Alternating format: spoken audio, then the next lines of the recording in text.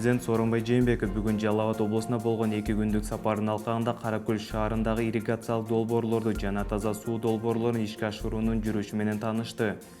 Белгилегендей, жазы кечүү айылындагы жаңы каналдын курулушу айылдагы сууга жерлердин аянтын 30 гектарга чейин көбөйтүүгө жана колдонуудагы айдоо жерлердин мелиорациялык жөндөмдүүлүгүн 250 гектарга жакшыртууга шарт түзөт. Президент айыл чарбасын комплекстүү өнүктүрүү, фермерлер менен дыйкандарды сууга суусу менен өз убагында жана толук кандуу камсыздоодон баштала турганын айтып, бул багытта иштерди күчөтүүнүн маанисин дагы бир ирет баса белгиледи.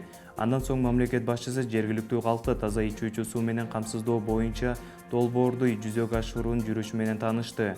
Жазы кечүү айылындагы таза суу көйгөйү айыл жаңы түзүлгөн 1970-жылдан бери курч турган маселелерден болуп саналат. Долбоорду жүзөгө ашыруу 2000ден ашуун тургундун таза ичүүчү сууга жетүүсүн камсыздайт. Мындан тышкары президент Сооронбай Жээнбеков Каракөл шаарындагы Шопоков атындагы номер 4-орто мектептин абалы менен таанышты.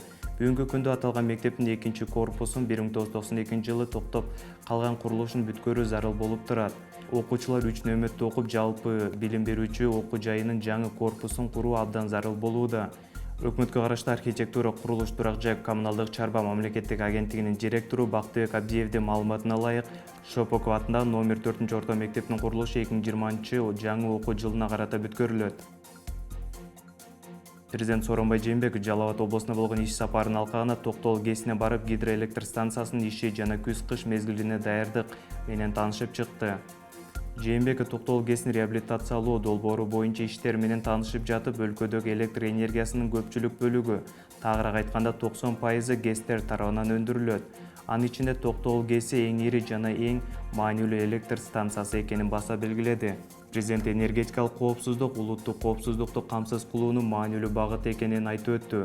Электр энергиясын иштеп чыгуунун көлөмү 20%га көбөйсө, жалпы экономиканын өсүшү 1,5%га жогорулайт. Ошондуктан энергетика тармагы өлкөнүн өнүгүүсү үчүн стратегиялык мааниге ээ, деди Сооронбай Жээнбеков. Энергиянын 60% калк тарабынан, калган 40% бюджеттик мекемелер жана бизнес тарабынан керектелет. Президент Сооронбай Жээнбеков Токтол ГЭСин реабилитациялоо долбоорунун 1-фазасынын жыйынтыкталышына байланыштуу салтанаттуу иш-чарада Күрпсай ГЭСине мамлекет ишмер Турдакын Усубалиевдин ысмын ыйгаруу идеясын колдой турганын белгиледи. Энергетиканын юбилейи белгилүү учурда Турдакын Усубалиевди эскерип кетүү абзел, анын Күрпсай ГЭСине курулушуна кошкон салымы баа жеткиз. Ошол үчүн аталган станцияга Турдакын Усубалиевдин ысмын берүү жөнүндө чечим кабыл алынды. Мен бул чечимди колдодум, деп баса белгиледи мамлекет башчысы. Мына бүгүн биздин өлкөнүн бардык ГЭСтерин курууга катышкан Кыргыз Республикасынын баатырлары Акбаралы Кабаевке жана Курманбек Карыковго өзгөчө ыраазычтык билдиргим келет. Мына чогултушат өкмөтөң. Энергетикалык юбилейди белгилөө учурунда дагы бир өзүбүздүн ардактуу аксакалыбыз Турдакын Усубалиевди сөзсүз эскерип коюшубуз керек. Эмне үчүн дегенде Кыргызстандын энергетика тармагына ал кишинин кошкон салымы абдан зор, эбегейсиз зор, баа жеткиз. Мына анын Курсай ГЭСинин курулушуна дагы кошкон салымы буга баа жеткиз. Мына ошол аталган станциянын Курсай ГЭСинин Турдакын Усубалиевдин ысымын берүү жөнүндө мына чечим кабыл алынды. Туура чечим болду бул дагы. Буну мен дагы чын жүрөгүмдөн колдодум. Президент өлкөнүн энергетиктерин быйылкы жылы белгилене турган Кыргызстандын энергетика тармагынын 85 жылдык юбилейи менен куттуктады. Премьер-министр Мухаммедкалый Абылгазиев өкмөткө караштуу экологиялык жана техникалык коопсуздук боюнча мамлекеттик инспекциянын ишмердүүлүгү боюнча кеңешме өткөрдү. Бул тууралуу өкмөттүн аппараты маалыматтык камсыздоо бөлүмү билдирет.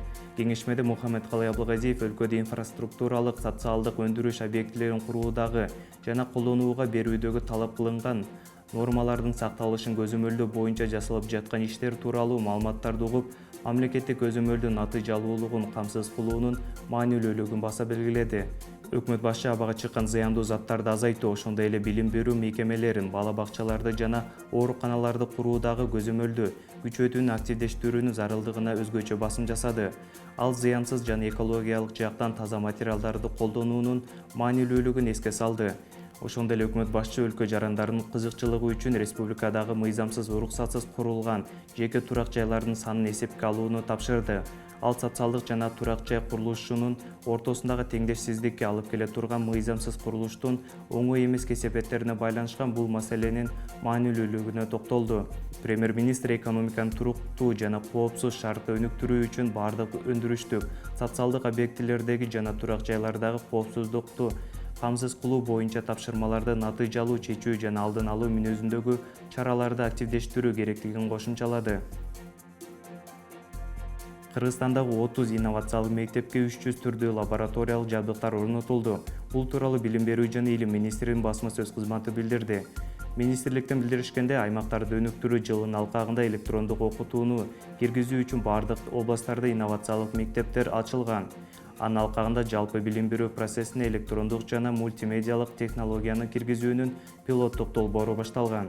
Учурда өлкөдөгү 30 инновациялык мектеп жаңы окуу эмеректери, акыркы үлгүдөгү компьютерлер, көп функционалдуу каражаттар, интерактивдүү такта, сервердик жабдыктар жана видеоконференциялык байланыш системалары менен камсыздалган. Бул Азия өнүктүрүү банкынын тармакты өнүктүрүү программасы билим берүү системасын бекемдөө долбоорунун негизинде ишке ашкан. Бул мектептердеги информатика мугалимдеринин потенциалын бекемдөө үчүн аймактык билим берүү институттарынын жана облустук методикалык борборлордун адистери тарабынан окутуу уюштурулган. Алар сервердик инфраструктураны орнотуу, тууралоо жана башканы үйрөнүшкөн.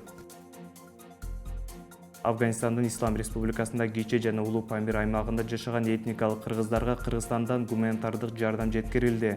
Бул тууралуу өкмөттөн кабарлашты. Гуманитардык экспедиция памирлик кыргыздарга азык-түлүк, жылуу кийим-кече, жылуу мештери, дары-дармек, медициналык буюмдар жана башка эң керектүү болгон товарлар жеткирди. Бул үчүн Кыргызстан өкмөтү 5 миллион сом бөлгөн. Жалпы жүктүн салмагы 70 тоннаны түздү. Гуманитардык экспедициянын курамында медицина кызматкерлери андагы элди медициналык кароодон өткөрүп, төрөт кабыл алып жана катуу ооруп жаткандарга шашылыш жардамды көрсөтүштү. Мындан тышкары гуманитардык экспедициянын мүчөлөрү Кичи жана Улуу Памирдин тургундары менен жолугушуу өткөрүп, анда Кыргыз Республикасынын аймагында балдарына билим берүү маселесин талкуулашты. Кыргыз тарап бул маселеге жардам берүүгө даяр экендигин билдиришти. Бүгүн Ош шаарынын мэриясында Кыргыз Республикасынын социалдык коргоо жана профсоюз кызматкерлеринин кесиптик майрамы белгиленди. Ага Ош шаарынын биринчи вице-мэри Сайыпжан Турдуев, шаардык кеңештин депутаты Ашим Осмонов, мамлекеттик жана муниципалдык кызматкерлердин профсоюзунун Ош аймактык комитетинин өкүлдөрү, социалдык коргоо жана профсоюз кызматкерлери катышты. Сайыпжан Турдуев кесип ээлерин майрамдары менен куттуктап, ийгиликтерди каалады. Иш-чаранын жүрүшүндө Ош шаарынын социалдык экономикалык өнүгүүсүнө кошкон барандуу салымы, калктын аярлуу катмарын сапаттуу тейлөөдөгү ак ниет эмгеги үчүн 19 октябрь күнү Кыргыз Республикасынын социалдык коргоо жана профсоюз кызматкерлеринин күнүнө карата бир нече кызматкерлер Ош шаарынын мэриясынан ардак грамотасы жана акчалай сыйлыктар менен сыйланышты. Боом капчык айында таш кулатуу иштери уланууда, деп кабарлашты Кыргыз темир жол улуттук компаниясынын басма сөз кызматынан. Маалымат кылайык, 21 октябрдан 25 октябрга чейин Бишкек-Нарын Торугарт унаа жолунун Боом капчык айындагы 131 чакырымда таштарды күч менен кулатуу иштери жүргүзүлөт. 23 октябрга чейин жол кыймылы саат 9-дан 15:00 чейин жабык болот. Жолго 30-40 автоунаа чогулганда таш түшүрүү иштери убактылуу токтотулуп, машиналар өткөрүлүп турат, деп айтылат билдирүүдө. Бишкекте 6-дан 18 жашка чейинки кыздар жана балдар арасында шахмат боюнча өлкө биринчилиги өтөт. Бул тууралуу Шахмат федерациясынан кабарлашты. Мелдеш Бишкек шаарында 31 октябрдан 9 ноябрь күндөрү болот. Медалдар 6, 8, 10, 12, 14, 16 жана 18 жаш курактагылар арасында ойнотулат. Турнир швейцариялык системанын негизинде 9 тур боюнча өткөрүлөт. Ачылыш аземи 1 ноябрда саат 9:00 башталат. Шахмат боюнча мелдеш ошол күнү саат 10:00 башталат.